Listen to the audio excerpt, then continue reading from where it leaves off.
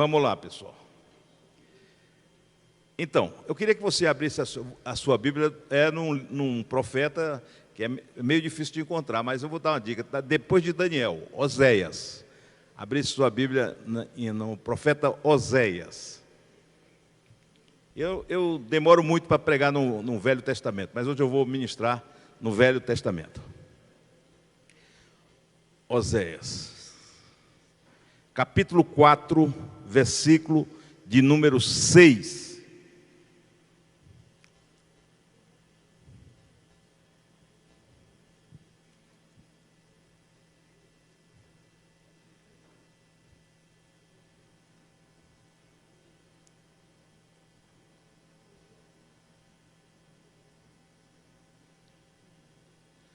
Vamos lá. Encontraram? Vamos ler aqui. Agora que eu estou vendo, eu esqueço. De vez em quando eu volto atrás, lá na Assembleia de Deus, antigamente que tinha que abrir a Bíblia. Hoje em dia nós temos essas ferramentas. Meu povo foi destruído por falta de conhecimento. Uma vez que vocês rejeitaram o conhecimento, eu também os rejeito como meus sacerdotes.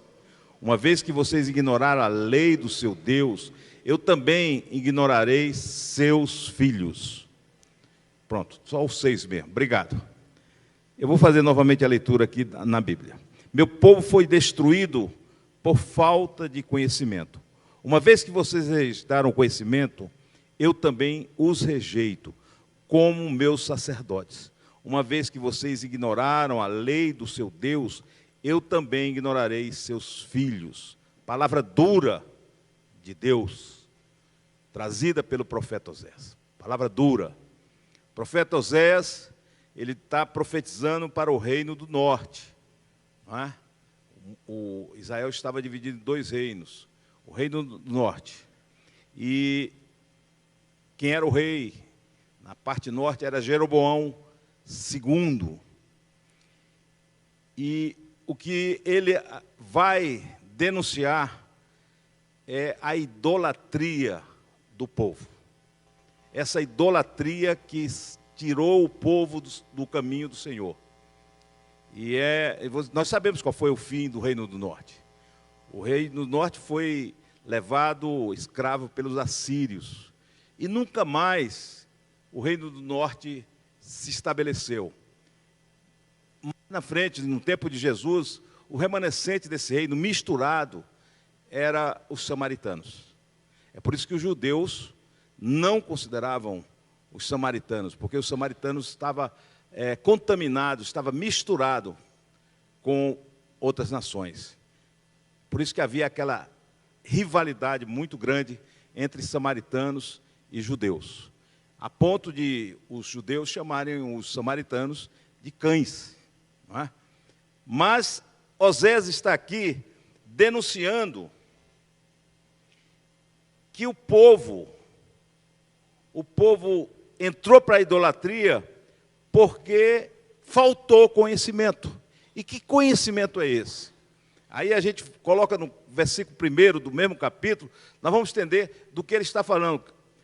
Israelitas, ouçam a palavra do Senhor, porque o Senhor tem uma acusação, contra vocês que vivem nesta terra. A fidelidade e o amor desapareceram desta terra, como também o conhecimento de Deus. Como também o conhecimento de Deus. E aí quando a gente vai entender, porque quando a gente fala de conhecimento, a gente na nossa língua portuguesa, ela é muito, como é que eu diria? É muito raso.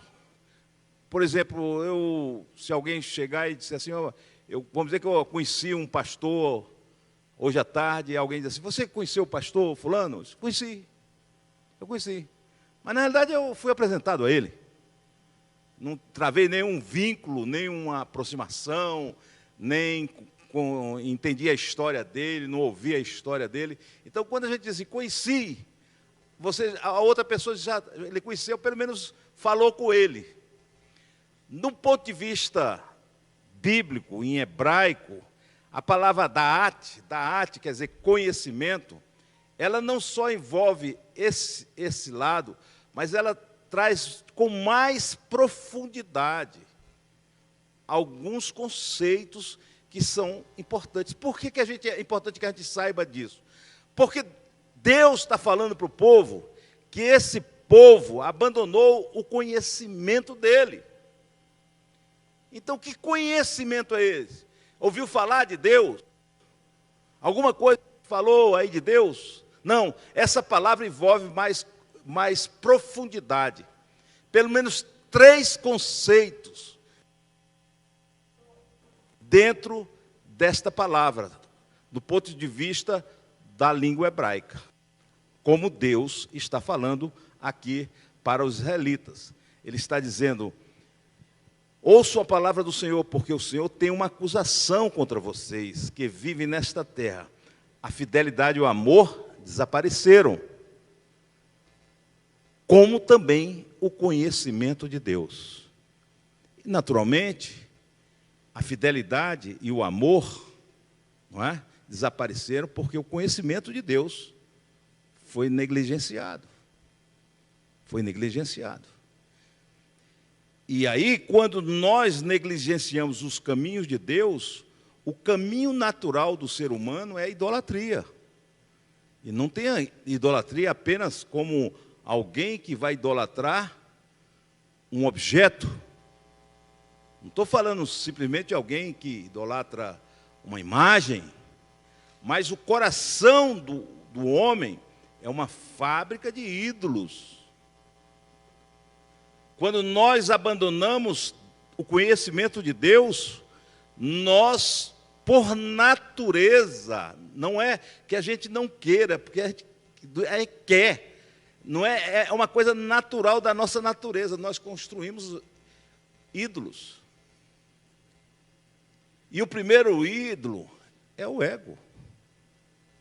Nós nos tornamos ególatras. Nós nos tornamos, olhamos para nós, simplesmente para nós. Os nossos interesses, as nossas vontades, os nossos desejos.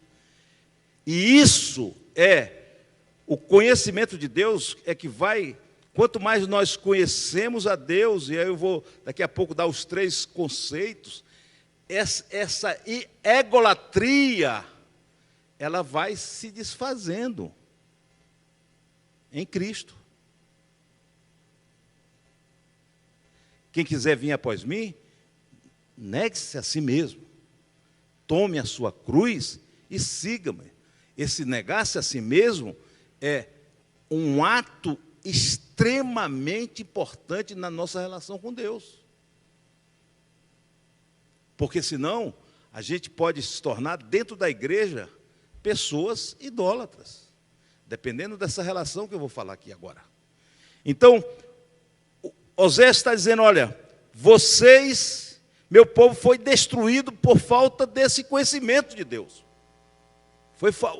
Eles abandonaram esse conhecimento de Deus.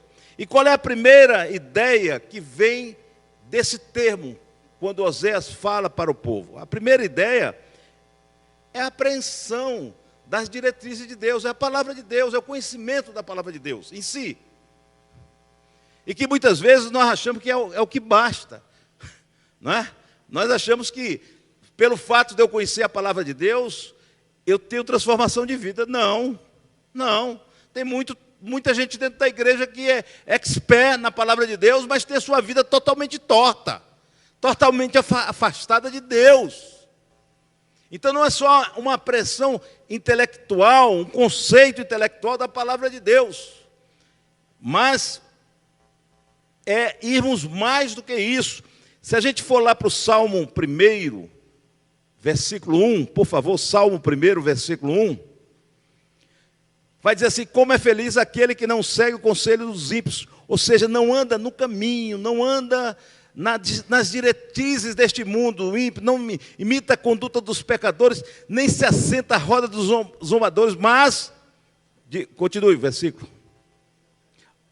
Versículo 2. Ao contrário, sua satisfação está na lei do Senhor. A sua alegria, o seu compromisso, tudo está voltado para Deus, para a lei. Mas não é simplesmente eu ler a Bíblia. Estão entendendo? Esse é o primeiro passo do conhecimento de Deus. Precisamos ler a Bíblia. Aliás, eu mandei uma... Eu não sei se vocês viram lá no mesmo Betel. Eu chamo de Deus. E que o cara diz assim, e se você acordasse e abrisse as Escrituras? Fazendo uma crítica a todos nós, tá? Todos nós aqui, a primeira coisa que acordamos é pegar o celular e dar uma olhada nas mensagens. De vez em quando eu acordo. Aí eu dou minha desafio. Pode ter acontecido alguma coisa. Aí eu digo para a Ana, ela vai dizer, mas já pegou o celular? Pode ser que tenha acontecido alguma coisa. Está todo mundo calado, porque todo mundo sabe que todo mundo faz isso, não é verdade? Então, as Escrituras, se você não tiver essa prática, é o primeiro passo. A prática de meditar, de ler, não vou nem chegar a meditar, mas vou falar, ler a palavra de Deus, não é? É alimento para nossas almas. Você já pensou se você tivesse uma refeição única, uma vez por semana? Onde é que você vai parar? Sinceramente. Você só tem direito de 7 dias uma refeição. Você vai sucumbir. Você vai desaparecer, você vai perder quilos, você vai emagrecer, você vai ficar desnutrido, sim ou não? Agora, por que você lê a palavra de Deus às vezes só uma vez por semana? Se a palavra de Deus, ela é alimento para nossas almas, se ela é alimento para o nosso ser espiritual, para a nossa força, ela vai nos dar substância espiritual, por que a gente é tão, como é que eu digo, a gente tem tanto, como é que a pessoa que não quer comer? Fastio. Por que você tem tanto fastio da palavra? Quando uma criança, uma mãe sabe disso, quando uma criança começa a não querer comer, por exemplo, vou terminar aqui. Quando uma criança começa a não querer comer, significa que alguma coisa está errada. O que é que o papai e a mamãe vão fazer? Rapidamente uma consulta, leva no médico, está acontecendo, ela não está comendo. Começa a ficar preocupada, e começa isso, aquilo, sim ou não? Nós passamos agora com o meu sogro tem 95 anos, passou uma fase aí que ele não estava se alimentando, uma pessoa de 95 anos tem que comer, para subsistir. E a gente preocupado, leva para o médico, vê o que está acontecendo, porque quem não se alimenta, como dizia minha mãe, saco vazio não se põe de pé. Saco vazio não se põe de pé. Então, a primeira coisa que essa palavra conhecimento diz é essa busca dessa consciência, essa busca do entendimento da palavra. E aí a gente precisa, a igreja, quando nós estamos aqui no culto, nós estamos aprendendo a palavra. Quando nós vamos para o nosso núcleo de convivência, nós aprendemos a palavra, estamos aprendendo a palavra. Certo? Esse é o lado, precisa. Quando você lê a Bíblia, quando você ouve uma mensagem, eu tenho descoberto grandes pérolas no YouTube de mensagem de pastores, que têm alimentado minha alma, me abençoado sobremaneira, que têm me levado à reflexão profunda do meu ser, coisas que eu assim, digo, poxa, será que eu preciso ressignificar isso na minha vida? Sim, a gente aprende, a gente vai se envolvendo com a palavra de Deus, é dessa forma. Mas a segundo envolvimento que precisa ter que essa palavra traz, do ponto de vista hebraico, quando Osés diz assim, vocês estão sendo destruídos por falta de conhecimento. A segunda coisa é a obediência. Conhecer a Deus significa um compromisso de obediência à palavra. Um sentido de buscar esta palavra para obedecer. E muitas vezes nós pensamos que vir ao culto é mais importante que obedecer. Aliás, tinha um sujeito na Bíblia que achou que fazer o culto era muito mais importante do que obedecer. Vejamos lá o que diz 1 Samuel 15, 22. 1 Samuel 15, 22.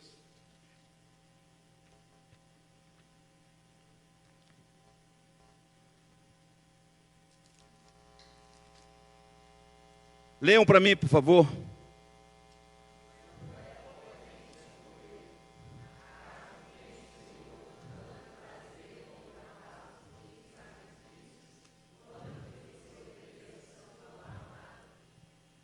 Acaso tem o Senhor tanto prazer em holocaustos, em sacrifício, quanto... O que era o holocausto e o sacrifício? O que era? Era o culto. Naquela época era o culto. É o culto. A Deus era o... O que aconteceu aqui? Deus deu uma ordem expressa para Saul, por meio de Samuel. Disse, olha, você vai lá, chegou o momento de eu fazer a minha vingança contra os amalequitas. Vá lá e destrua tudo. Não deixa nada. O que Saul fez? Saul foi lá.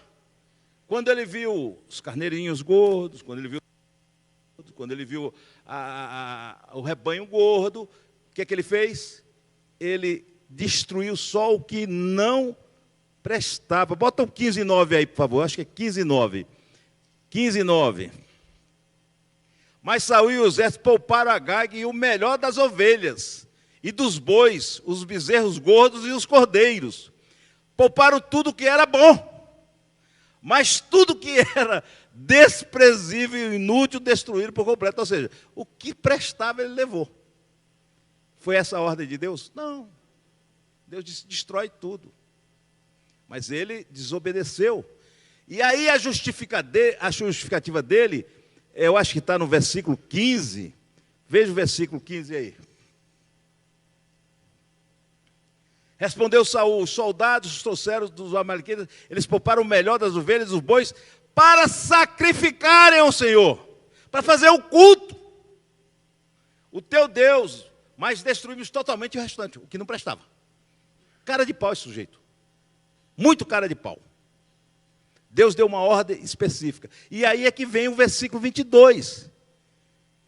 Bota o 22, aí a resposta de Deus. Samuel, porém, respondeu, acaso tem o Senhor tanto prazer em holocausto e sacrifício em culto? Presta bem atenção no que eu estou falando. Porque muitas vezes a gente acha que vir ao culto está tudo certinho para a gente. O sacrifício de estar aqui às 18h30, de ir no núcleo de convivência, é bom, é muito bom. Mas se você tem isso como uma barganha com Deus e que não quer colocar a sua vida nas diretrizes, nos propósitos, na vontade de Deus, esse seu culto não está valendo nada. É isso que estava acontecendo ali com Oséias.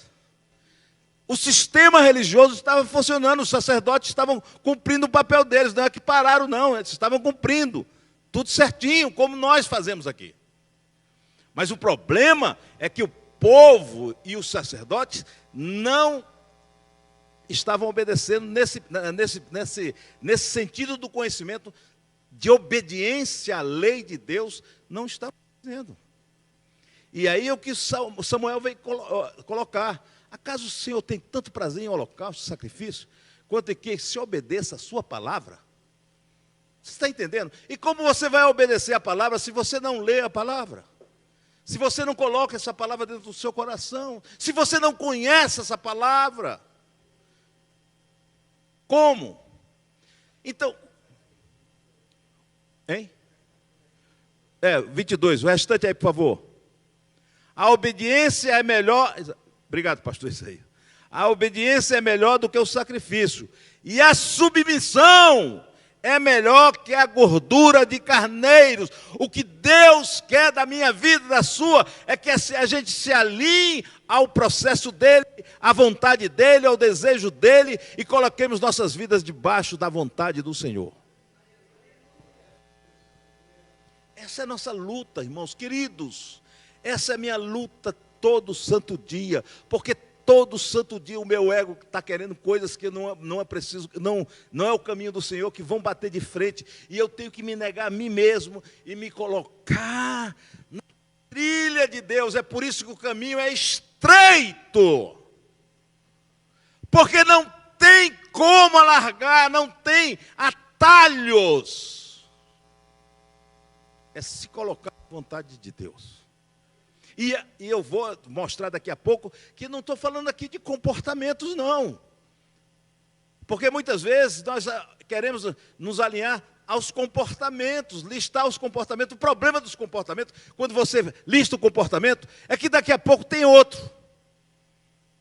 Por exemplo, a igreja, durante um tempo, listou os comportamentos. Não pode ver televisão, não pode ver rádio, não pode tomar Coca-Cola. Isso é tudo do tempo do pastor Isaías, tomar Coca-Cola. Não pode jogar bola, não pode fazer isso, não pode fazer aquilo. O problema da lista é que veio a internet. E agora, o que a gente vai fazer com a internet? Põe ela na lista. Então, a lista, ela vai sempre mudando. Não é isso que Deus está falando. Ou faço uma lista aí para vocês andarem no meu caminho. Não é isso. Não é isso. Nós vamos ver aqui. A ideia do conhecimento de Deus, a ideia do conhecimento de Deus é a ideia de eu aprender a palavra de Deus e eu ter um espírito de submissão, de obediência à palavra de Deus. Então, assim, bem claro, não pode cogitar entre dois pensamentos, não pode estar com um pé aqui e um pé no mundo, não pode viver como no mundo e viver a igreja, não pode. É uma coisa ou é outra. Agora Jesus disse, o meu jugo é suave, é leve, pessoal. Deus não quer botar uma carga pesada em cima de nós. Pelo contrário, aquele que tem satisfação na lei do Senhor. A lei do Senhor é vida. A lei do Senhor é alegria. A lei do Senhor nos leva à felicidade. A lei do Senhor nos transforma. A lei do Senhor nos traz valor como seres humanos. Olha o mundo. Olha a lei de Deus. O que o mundo faz com o ser humano? Sinceramente, olha para... Se o mundo fosse tão bom e que fosse tão transformador, tão especial, a gente já estaria no céu, vivendo o céu aqui. Sim ou não? É como as pessoas pensavam que, no início do iluminismo, disseram a ciência vai trazer a felicidade para o homem, porque ele vai ter conforto, ele vai ter acesso, toda essa tecnologia vai ser especial para o homem. E qual foi a grande frustração da humanidade? A Segunda Guerra Mundial. Destruição, carnificina.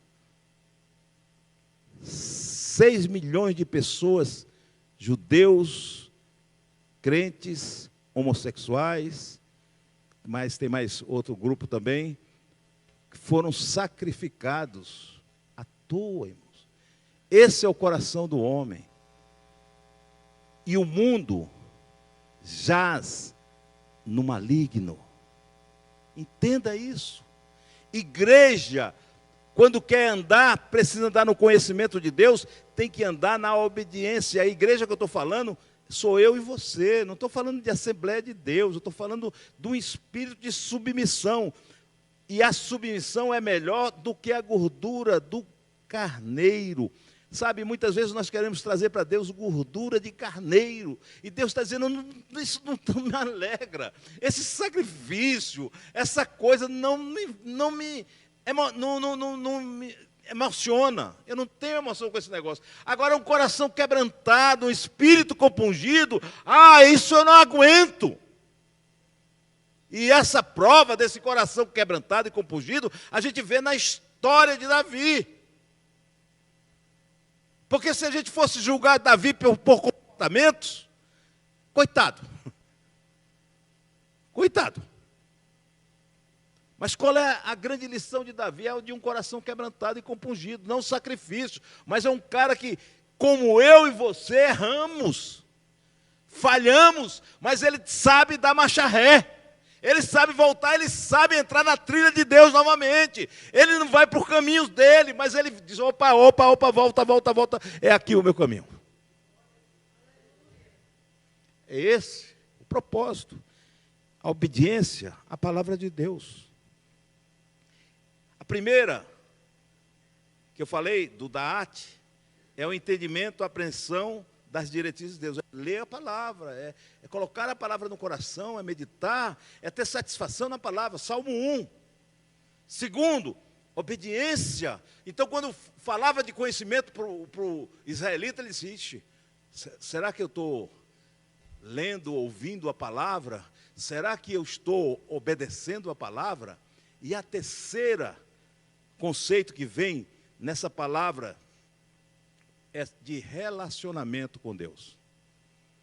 Conhecimento significa relacionamento com Deus. E aí a gente pode pensar aqui, que tipo de relacionamento nós temos com Deus? Aí é um exercício, na ceia, né? E assim, normalmente na ceia, a gente vai fazer aquele exame de consciência, quem faz, e diz assim: eu falei um nome feio ali, eu fiz não sei o que aqui, não sei o que, o sangue de Jesus nos perdoa de todo pecado. E aí a gente, novamente, essa mania de contabilizar as coisas. A gente quer contabilizar. Se você tem um pecado, peça perdão a Deus, em ação, omissão, pensamento, que você falou, que você feriu, machucou, peça perdão a Deus. Mas eu quero chamar a atenção para você mais profundamente do que isso. Eu acho que exame-se, pois o homem a si mesmo, é que tipo de relacionamento eu estou tendo com Deus. Que tipo de relacionamento? Porque isso é muito importante na nossa caminhada. Então, o primeiro relacionamento pode ser de entendimento racional. Eu aprendo, diz: olha, eu tenho que obedecer a Deus e tal, vou na igreja, aqui, mas minha vida não está nunca ajustada a essa vontade de Deus. Eu tenho simplesmente um conhecimento racional da vontade de Deus. A minha relação com Deus é uma relação religiosa, de cumprimentos de tarefas, cumprimentos de liturgias, enfim. Então essa é a primeira relação. Muita gente vem para a igreja e vem para a igreja. Amanhã, a vida fora da igreja, fora do dia do culto, do dia do núcleo, é completamente diferente de Deus. E a gente tem que pensar, graças a Deus, irmãos, eu fico feliz que aqui nessa igreja ninguém faz isso. Tá certo? Mas é preciso a gente o tempo todo se policiar. Que tipo de relacionamento eu estou desenvolvendo com Deus? A segunda relação é aquela relação da logística e da gestoria dos movimentos, ou seja, da logística. O que é que Deus tem para me dar? O que é que Deus tem para me dar? Eu quero as benesses de Deus, eu quero as bênçãos de Deus, ou a gestão dos movimentos. Eu vou fazer isso aqui, porque eu quero isso aqui. Eu vou pedir a Deus um bom emprego, então eu tenho que fazer isso aqui. Aí a gente fazendo a gestão dos nossos movimentos em relação a Deus. Mas a busca no relacionamento com Deus não é uma busca profunda, é apenas uma busca de benesses. A terceira é quando você tem uma relação psicológica. Existe o certo e o errado. Então, deixa eu fazer o certo para que nada mal venha na minha vida. Nada mal venha na minha vida. Eu vou seguir aqui direitinho dentro do comportamento aqui e vou para que não... Olha, para o gafanhoto não vir. Eu vou dar o dízimo, porque se o gafanhoto me pegar, eu estou lascado. E pessoas vivem assim dentro da igreja, nesse relacionamento com Deus. O conhecimento de Deus não são essas coisas. Que tipo de relacionamento temos que ter com o Senhor? Uma relação pessoal de amor e de entrega para com Ele. Este é o relacionamento. A cada dia da minha vida tem que ser um dia de uma entrega. Se eu me entrego hoje, eu entreguei ontem, hoje eu vou me entregar mais, amanhã eu me entregarei mais. Essa caminhada de confiança, dá para entender? Essa caminhada de confiança de Deus. Andar com Deus é uma vida de entrega. É uma vida de entrega, de relacionamento com Deus, de abrir mão de você mesmo. Aí,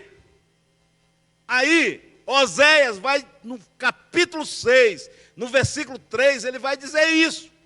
Olha o que ele diz, Oséias 6, 3. Conheçamos o Senhor e esforcemo-nos por conhecê-lo. Você está entendendo? A mesma palavra aqui, a mesma palavra está aqui novamente, a mesma palavra lá o Daate é a mesma palavra. Então, o que é que Oséias está dizendo? Vocês foram destruídos porque vocês abandonaram o conhecimento de Deus. O que é que vocês abandonaram? Vocês abandonaram a lei do Senhor, vocês abandonaram a obediência à lei do Senhor, e vocês abandonaram um relacionamento com Deus. E vocês começaram a ter relacionamento com ídolos. Por isso vocês serão destruídos. Agora, com certeza, nenhum de nós aqui tem uma imagem em casa para adorar. Mas com certeza, todos os dias nós somos incentivados e motivados pelo inimigo para fazermos de nós mesmos nossos ídolos, satisfazermos as nossas vontades. Queremos sempre fazer do nosso jeito. Queremos fazer as coisas segundo a nossa imagem e a nossa semelhança. Essa é a nossa luta. E aí, o Oséias diz assim, conheçamos, você dá um passo aqui, conheceu, esforce para outro passo. Deu esse passo, esforce outro passo. E você vai o quê? Se aprofundando neste relacionamento com Deus. Estão entendendo? O profeta, quando chama, o Espírito chama e diz, olha, entre na água, entre no rio. Onde deu a primeira, onde bateu o nível da água bateu onde? Nos artelhos, no calcanhar, depois nos joelhos. Ele disse, entre mais, 1000 côvados, entre mais. Vocês estão sabendo o que eu estou falando, não estão? Está todo mundo sabendo o que eu estou falando. Então, entre mais, aí da água nos pés, agora entre mais 1000. E cada vez que ele entrava, o que acontecia? Ele se aprofundava. Sim ou não? Sim, irmãos. Este é o convite de Deus para nossas vidas. Deus não quer ser um Deus de passagem na sua vida, Ele quer residir, Ele quer fazer morada com você, Ele quer estar junto com você, Ele quer andar com você. Olha o que diz aqui Oséias 6,3, depois de 2 dias, 6,3, conheçamos o Senhor e esforcemos-nos por conhecê-lo, ou seja, entre, desenvolva, vá para frente, aprofunde, dependa, se entregue o seu caminho ao Senhor, confie nele, Ele tudo fará. Essa relação.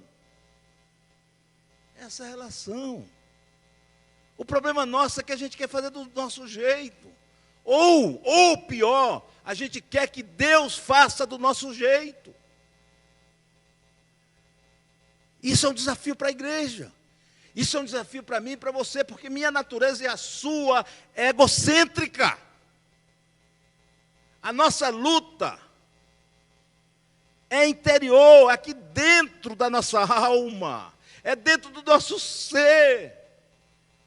As trevas que muitas vezes dominam o nosso ser, que nos fazem fazer mal. Como é que é os 10 mandamentos? Não terás outro Deus além de mim, não terás outro Deus. Ou seja, a base é Deus. Aí depois ele vai dizer assim, não matarás, não furtarás, não farás isso, mas não precisa você ficar se policiando para não matar, para não furtar. Cada vez que Deus está no lugar certo na sua vida, você está cumprindo todos esses mandamentos. Quanto mais Deus na sua vida, mais a lei vai se cumprir. E ele diz assim, olha, acho lindo esse versículo. Tão certo, conheçamos o Senhor e esforcemos, pois é tão certo como nasce o sol. Alguém tem dúvida que o sol nasce todo dia? Tão certo como nasce o sol, tão certo como o nosso sol, ele aparecerá, virá para nós como as chuvas de inverno, como as chuvas de primavera que regam a terra. O que é que ele está dizendo? Olha, assim como um sol nasce todo santo dia, todo dia, isso é irrevogável, é irrefutável, é uma coisa que acontece, que você queira ou não queira. Quando você começa a conhecer e se esforça para conhecer a Deus, como isso acontece? Ele virá para você. Deus virá para a sua vida, mas Ele vem como? Como um deserto na minha vida? Não, Ele virá para nós como as chuvas de inverno, como as chuvas de primavera que regam a terra. Sabe o que é que Oséias está se referindo aqui? A Deuteronômio 11, 14. Leia, por favor. Bote aí, por favor, 11, 14.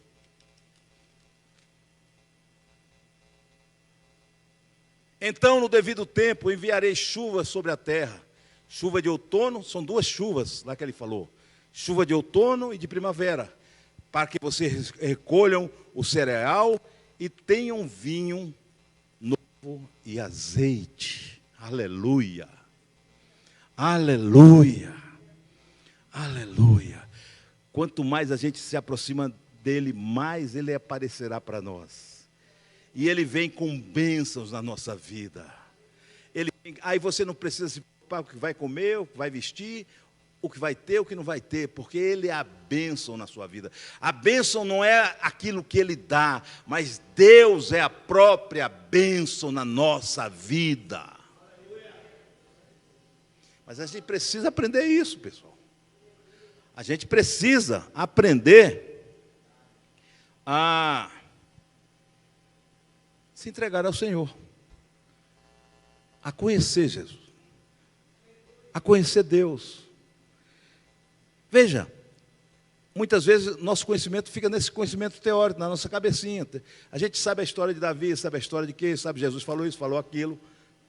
A gente lê a Bíblia, a gente ouve os cultos, mas não é só isso. O conhecimento aqui é um espírito de obediência. Não, eu quero uma opção no meu coração. Eu dizer assim, olha, eu quero andar nos caminhos do Senhor, mas para eu andar nos caminhos do Senhor, sabe o que tem que acontecer? Eu tenho que abrir mão de mim. Eu tenho que abrir mão de mim. Sabe por quê? Vamos botar, coloque, por favor, Efésios capítulo 2, versículo 1. Vamos ler aqui essa parte aqui. Paulo vai dizer, vocês estavam mortos em suas transgressões e pecados. Continue. Nos quais costumavam viver quando seguiam o quê? Seguiam o quê? A presente ordem deste mundo. Paulo está falando para quem? Ele está escrevendo para quem? Para a igreja de Éfeso. E ele está dizendo, quando vocês estavam lá no mundo, vocês seguiam a presente ordem desse mundo. Era o mundo que guiava vocês. Não era só o mundo que guiava. Ordem deste mundo e o príncipe do poder do ar, o espírito que agora está atuando, que vive na desobediência. Está entendendo, irmãos? Lembra do conhecimento? É a obediência aqui, é desobediência. Então, o mundo só nos oferece o caminho da desobediência, porque ele jaz no maligno. Então, é uma questão de escolha onde você quer caminhar. Não existe possibilidade nenhuma. Olha, não existe possibilidade nenhuma de você caminhar com Deus e caminhar com o mundo. Sabe por quê? Porque são antagônicos. Não são caminhos paralelos, que estão aqui e outro aqui, ó. Não são. Se fosse assim, você podia dar um pulinho para cá, um pulinho para lá, um pulinho para cá. O caminho do mundo é para cá.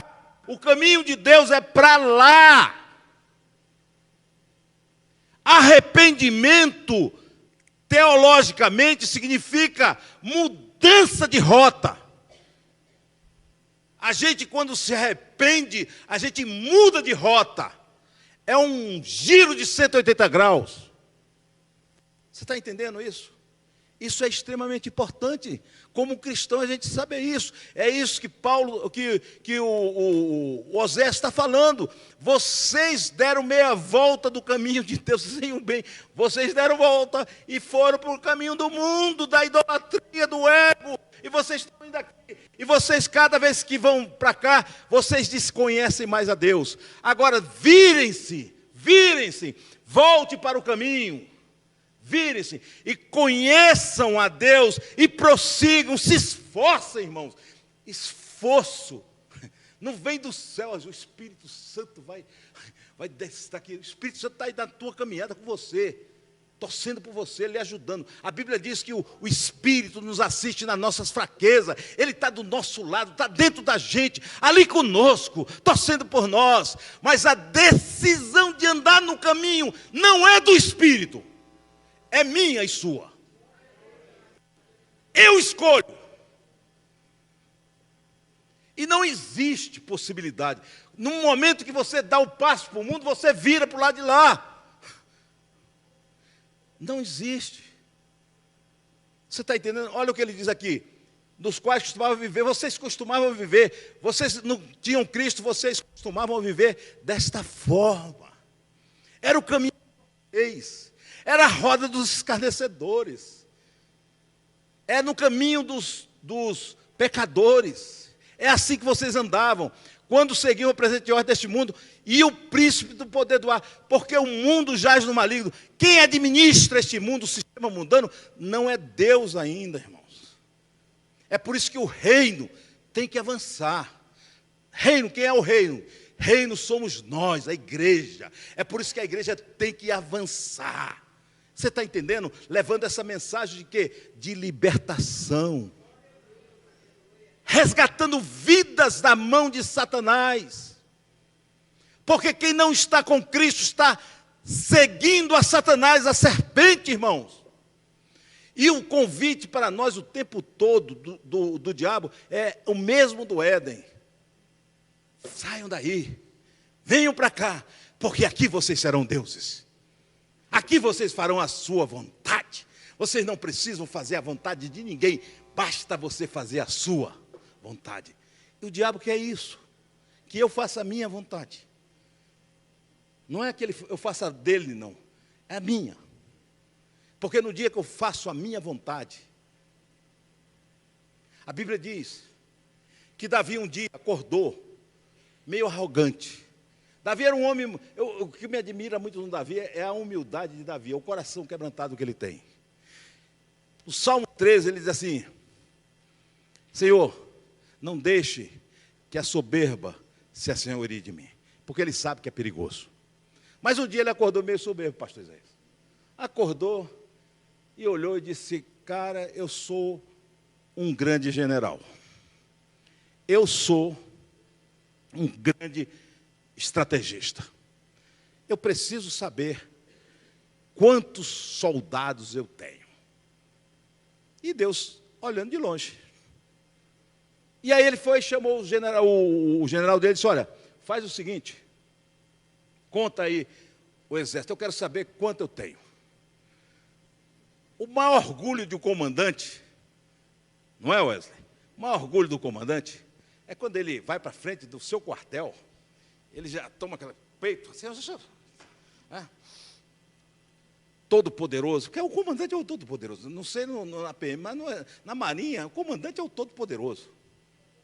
No navio, porque isso tem uma história, o navio saía lá do Portugal, nesses mares aí, não tinha ninguém, não tinha comunicação, não tinha nada. Quem decidia vida ou morte era o comandante. Vai matar esse soldado, se moveu alguma coisa, castigava, não castigava, era o comandante. Fazia casamento, deixava de fazer, era o comandante. Então era um deusinho. Era um deusinho. E aí o Davi olhou e disse: poxa, vamos contar isso aqui. O general disse, cara, não faz essa loucura. Para que tu vai fazer isso? Mas se você for lá no texto, lá em 2 Crônicas, vai dizer assim, Satanás, no texto de Samuel, não diz essa palavra. Mas quando você lê o mesmo texto lá, o mesmo evento lá em 2 Crônicas, diz assim, Satanás colocou no coração de Davi. Pode ler, lá em 2 Crônicas. E aí o Davi disse, vamos contar o exército. E contaram. E quando trouxeram a resposta, o Davi deve ter ficado assim, deslumbrado, maravilhado. Nós estamos falando, quantos anos atrás, um exército lá de Israel. Ele olhou, foram 800 homens nas tribos de cima e nas tribos de Judá, 500 homens. 1.300.000 homens. Como é que ele se sentiu, hein? Eu estou com o maior exército do mundo, todo poderoso. Qual é o problema? O problema é que Davi começa a confiar no seu exército e não mais em Deus. Ele agora está olhando para o seu ego. Ele está se valorizando. Irmãos, isso acontece todo santo dia com a gente. É na sua profissão, é no seu trabalho, é na sua casa, em todas as relações. O diabo vai lhe colocar e vai dizer assim, poxa, você, cara, você porque você está aí, você devia estar no... Você é sensacional, você é o top, como é que o Hilton disse? Topicíssimo, você é o topicíssimo. E você vai se alimentando disso. E ainda tem aquela cara de crente.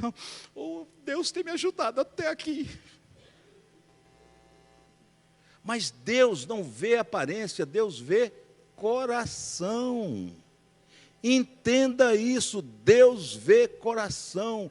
E Davi começa a contar, e Deus disse, agora eu vou entrar e vou mostrar para ele quem é aqui que manda. E Davi, quando viu a besteira que fez, ele chegou e se acolheu, e Deus disse assim, a palavra é gozada, que a palavra diz assim, e o coração de Davi se angustiou. Bendita angústia. Quando a gente peca, a gente erra, que a gente não se angustia, o negócio está feio, viu? Quando não tem angústia no nosso coração pelo pecado, é porque você está totalmente insensível, está indiferente, já não tem mais conhecimento de Deus. E aí Davi, Deus diz assim, 3 escolhas. Fome, cair na mão dos inimigos, ou cair na mão de Deus. Qual era a resposta de Davi? Não, qual é que seria a resposta dele pensando como homem? Aí ele diz assim, quero cair na mão dos inimigos. Afinal de contas, eu sou soldado. Eu sou estrategista. Manda os caras vir que eu vou bater em todos eles. Mas Davi não faz isso. Davi começa a ter consciência. A angústia de Davi começa a alerta na consciência dele, no coração dele. Tu está fora do lugar, cara. Você tá deixando Satanás dominar o seu coração. E ele começa a dizer, e ele cai e diz, não, eu quero cair na mão de Deus, porque Deus tem misericórdia. E o que acontece? 70.000 homens, num dia, morrem. Você sabe o que é 70.000 homens? 70.000 homens. O que é que Deus estava dizendo para Davi? Não, Deus foi violento. Não, Deus estava ensinando a Davi. Deus está dizendo, olha, está vendo teu exércitozinho aí? Que tu confia? Eu destruí 70.000 em um dia, sem fazer força. Tu quer confiar em quem? Nesse exército ou em mim? E Davi reconhece Deus no coração dele. Reconhece. conhecimento de Deus que cresce nas nossas lutas, até nos nossos fracassos.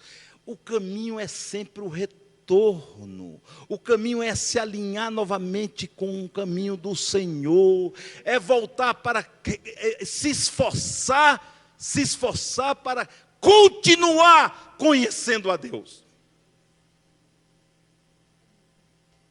Para mim, esse foi o maior pecado de Davi. As pessoas falam, o Davi adulterou, o Davi o matou. Para mim, esse foi o pecado capital de Davi. Arrogância no coração. Se achar o bam da coisa. E Deus foi lá e deu a lição. Bendito quando nós aprendemos aquilo que Deus está ensinando para a gente. Você está entendendo? Agora, para fechar, sabe o que acontece quando nós estamos no caminho do Senhor? Sabe qual é o grande sinal, o maior sinal que a gente está no caminho do Senhor?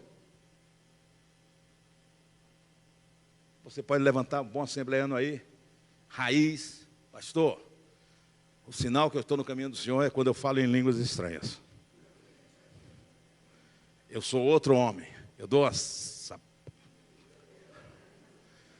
estou no caminho do Senhor.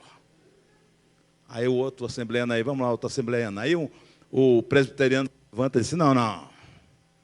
O caminho do Senhor é quando, teologicamente, eu sei defender, fazer a apologia do texto. Eu defensor da fé. Eu estou no caminho do Senhor. Não, Deus diz, não. A maior prova que nós estamos no caminho do Senhor é quando nós somos bênção para os outros. Você está entendendo? Bote aí Atos 10, 38, por favor. Atos 10, 38. Como Deus ungiu Jesus de Nazaré com o Espírito Santo e poder, e como ele andou por toda parte, fazendo o que, irmãos? O bem. O maior sinal que nós estamos no caminho do Senhor é quando existe dentro de nós o Espírito, a vontade de fazer bem para os outros. Quando a gente se entrega, faz para os outros. Porque este mesmo Espírito que ungiu Jesus de Nazaré, este é o mesmo Espírito que está dentro de nós. E o caminho deste Espírito é ser bênção, é fazer bênção. Então, quando Paulo vai dizer, acho que é Paulo, me ajuda aí, pastor Isaías. Quando eu posso fazer o bem e não... É Tiago, exato, obrigado. Aqui é os universitários aqui mesmo, me corrigem rapidamente. Tiago vai dizer assim, quando você pode fazer o bem. Você está entendendo agora? Quando você pode fazer o bem e não faz, o que é que você faz? Por quê? Por quê? Por quê? Porque você contraria a ação do Espírito Santo na sua vida. O Espírito nos conduz para fazer o bem para as pessoas, nunca o mal. Então, cada vez que você faz o mal, você está seguindo o caminho da serpente. Mas quando você faz o bem, quando você divide, quando você compartilha, você abençoa, quando você é generoso, quando você abraça, quando você acolhe, quando você ora, quando você põe o seu ombro para o outro, quando você tira do seu dinheiro o sustento para o outro, quando você abre o coração, é o maior sinal que você está no caminho do Senhor. Você pode glorificar o nome do Senhor? Igreja, nós queremos andar em que caminho? Aqui nós. Você está em casa também. Que caminho nós vamos seguir? Queremos conhecer o Senhor? Queremos conhecer? Eu quero terminar com uma historiazinha que o pastor Bernardo Johnson contou em 1984, lá na L2. Eu era diácono e ele contou uma historiazinha que eu achei interessante. Ele contou a seguinte história. Diz que um garoto, Minas não tem mar, não é verdade? Minas tem mar, pessoal? Não. O garoto era muito bom, tinha 10 anos, era muito bom em geografia. E aí a escola, para incentivar o estudo da geografia, prometeu que o melhor aluno da geografia teria uma viagem para o Rio de Janeiro para conhecer o mar. Coisa de mineiro. E esse garoto, muito bom, 10 anos, botou lá, primeiríssimo lugar, com mensagem lá em cima. Ganhou o prêmio. E ele tinha um desejo do coração muito grande de conhecer o mar. Ele nasceu em Minas Gerais. Não tinha internet, não tinha YouTube, não tinha tempo. Então, 1980, estou falando aí. O que via era as fotografias que muitas vezes apareciam no livro. Hoje você não precisa sair para conhecer as coisas, né? Você bota lá. E aí o menino foi para lá. Os pais ganharam lá a passagem, desceram a serra lá para o Rio de Janeiro, e eles foram para Copacabana. Um hotel lá em Copacabana. E o menino chegou, ele chegou da viagem de Belo Horizonte, foram de ônibus. Chegaram de Belo Horizonte, tipo assim, 6h30, 7 horas da noite. E o menino ávido para conhecer o mar. E naquele tempo também não tinha a iluminação que se tem hoje. E ele chegou em Copacabana e olhava e só via aquela escuridão, algumas luzinhas assim. E ele ansioso para conhecer o mar e tal, aquele negócio todo. Aí o pai disse, da manhã de manhã nós vamos conhecer o mar, você vai conhecer o mar. E aí foram dormir. Imagina a noite desse garoto cheio de ansiedade para conhecer o mar. Eu quero conhecer, eu vou conhecer o mar. Quando acordaram o garoto, 5 horas da manhã, primeiro raio de sol lá, ele já estava com o pai, não tinha nem um café da manhã ainda, no hotel. Pai, eu quero conhecer o mar, vamos lá. Aí o pai disse, mas meu filho, espera um pouquinho, vamos tomar um café. Não, eu quero conhecer, eu vim para cá para conhecer o mar, eu quero conhecer o mar. E aí foi, o pai não aguentou tanta insistência, pegou o garoto, foi, atravessou a rua, foi areia, chegou lá no mar, ele olhou a água, e assim, aí ele foi lá, todo menino faz isso, é salgada. Tem algum mineiro aí, pessoal? Não fez isso de lá, mas não fez, não fez não? Água salgada. Aí ele foi lá, esqueceu o café, esqueceu o almoço, não quis sair, passou o dia na beira da água, a onda vinha aqui, batia nele, ele corria, coisa de menino, né? Já viu menino assim? Quem leva filho na... Aí os goianos que levam a primeira vez o filho para ver o mar, sabe o que eu estou falando. E aí, daquele negócio todo, 6 horas da tarde, o pai disse, não, agora vamos voltar, que já está muito tarde. Não, mas amanhã você volta, cara. Aí, com muita insistência, levou o garoto para o hotel. O garoto estava eufórico, conhecia o mar, era a palavra dele, eu conheci o mar e tal. E isso foi na hora do jantar, que estavam todos jantando num restaurante assim do hotel, e tinha um senhor com a esposa, já um idoso, assim, tipo, eu.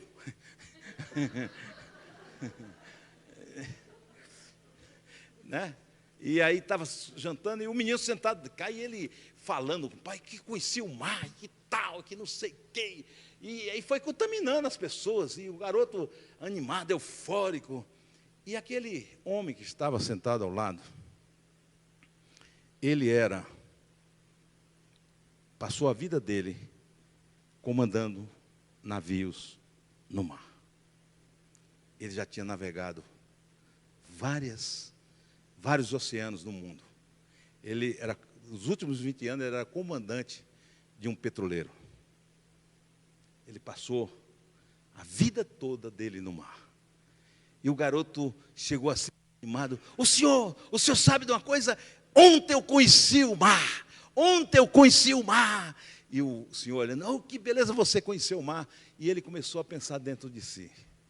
Ele disse, eu passei a minha vida toda dentro do mar. E eu não posso dizer que eu conheço o mar. Não posso dizer. muitas vezes nós somos como esses meninos aqui. Nos alegramos, dizendo que conhecemos a Deus. Mas Deus é muito, mas é muito, mas é muito mais do que imaginamos e do que pensamos. Você pode glorificar o nome do Senhor? Este é o seu Deus. Este é o seu Deus. O convite de Deus para a minha vida e para a sua vida hoje à noite é: conheçamos e nos esforcemos em conhecer o Senhor. Fique de pé em nome de Jesus.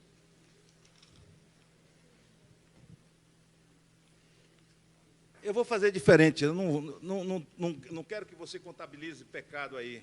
Eu só quero fazer um desafio para você nesta noite, você que está em casa também, participando deste culto pelo YouTube.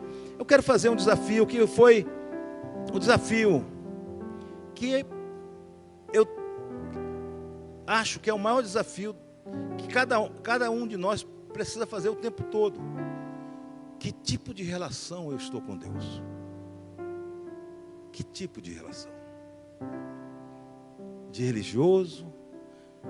De querer me livrar dos problemas? Não, eu vou andar certinho porque eu não quero problema com Deus. Quero que minha vida dê toda certinha.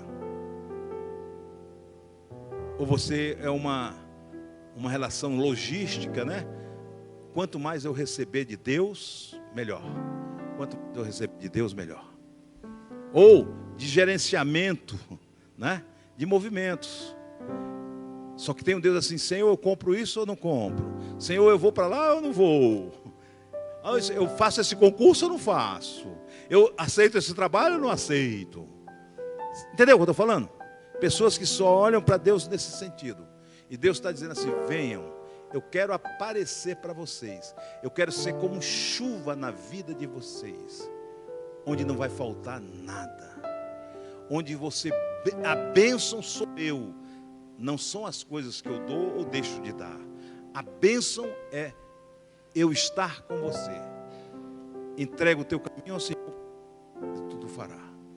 Vamos orar um minutinho de oração. Curve sua cabeça e vamos fazer esta oração. Fala assim: Senhor, e se você estiver no caminho errado, não tem problema. É hora de ajustar o rumo. É hora de voltar para o caminho certo.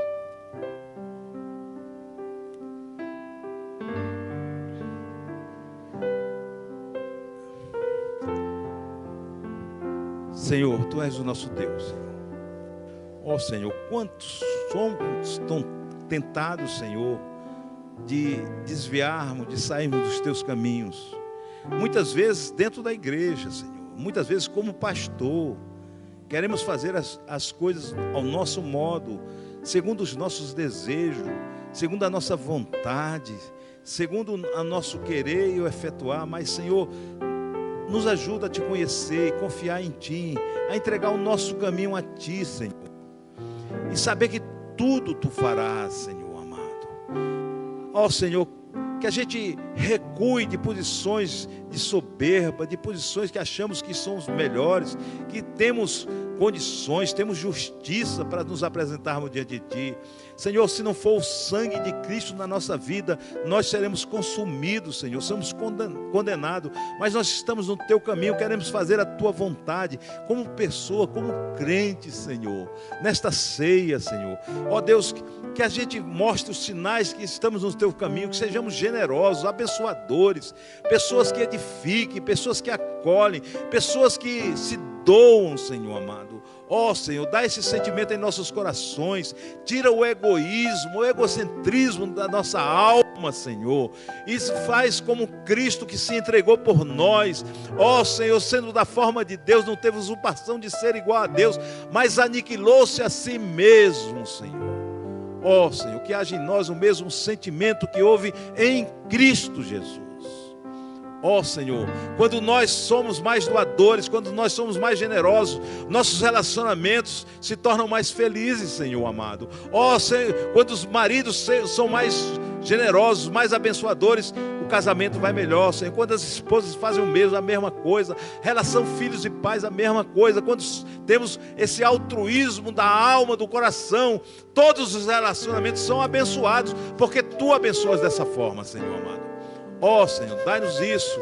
Tira toda essa empáfia muitas vezes do nosso coração, de acharmos que as coisas têm que ser feitas da nossa maneira. Ó Senhor, que sejamos homens e mulheres abençoadores, que essa igreja seja uma igreja de doadores, Senhor, de abençoadores, pessoas que edifiquem vida, Senhor, pessoas que inspirem as pessoas a se tornarem templo do Espírito para Te adorar, Senhor, para que sejamos família de Deus, para cuidarmos uns dos outros, Senhor amado. E Senhor, que a gente leve a Tua palavra, porque a maior doação é quando a gente leva a Tua palavra, a gente não fica só para nós, é quando a gente vai à frente, Senhor, distribuindo o que é o maior presente da humanidade, Jesus Cristo, o nosso Salvador, o Evangelho que salva, Senhor, a mensagem da cruz. Muito obrigado, Senhor. Amém. Amém.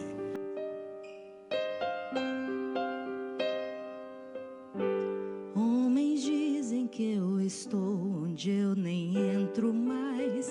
Trocaram a intimidade em busca de sinais, correndo contra o tempo em suas construções carnais. Somente a minha graça já não os satisfaz. Homens dizem que eu habito onde eu nunca entrei. Sou santo e não habito onde o orgulho é rei. Ouros em templos não atraem meu favor. Eu não habito em templos, eu habito no louvor. Pra que riquezas, se eu desci de lá, de onde a glória não dá pra comparar? Pra que tesouros, se eu desfiz dos meus? Enquanto reis se fazem deuses, eu me fiz plebeu.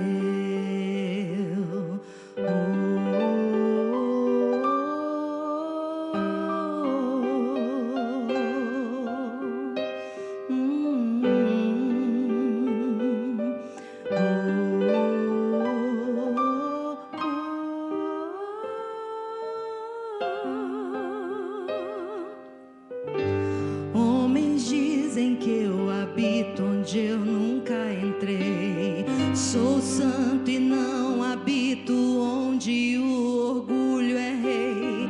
Ouros em templos não atraem meu favor. Eu não habito em templos, eu habito no louvor. Pra que riquezas, se eu desci de lá, de onde a glória não dá pra comparar? Pra que tesouros, se eu desfiz dos meus? Enquanto reis se tornam deuses, eu me fiz plebeu.